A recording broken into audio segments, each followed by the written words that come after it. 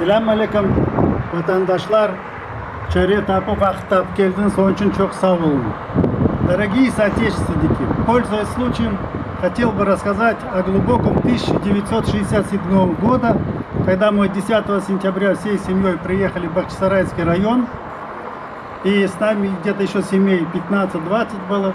Первое, что мы сделали, мы приехали на станцию Сюрень, где мать, отец и все мне показали, как тут было все окружено, как тут стояли военные НКВД солдаты и всех крымских татар грузили в эти теплушки.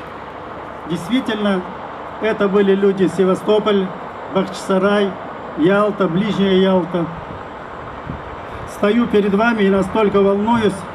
Я глубоко уверен, те, которых сегодня с нами нету, они нас благословляют, потому что то, что должно было быть и восторжествовать, оно сегодня есть.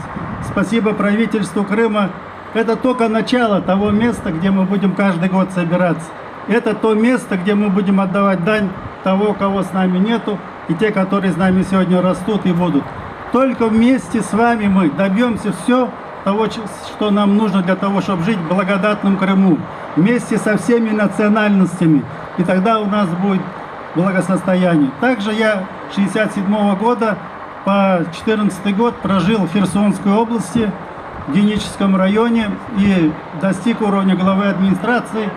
То, что оттуда сегодня говорят, многие смотрят телевидение АТР, поверьте, ничего не соответствует. Многие, которые ребята уехали по ошибке, сегодня просят, как же им вернуться назад. Это наша Родина, это мы только с вами вместе в Крыму добьемся то, что себе желаем. Аллах, bizlerге hepimizге yardımcı olsun. Sağ olun.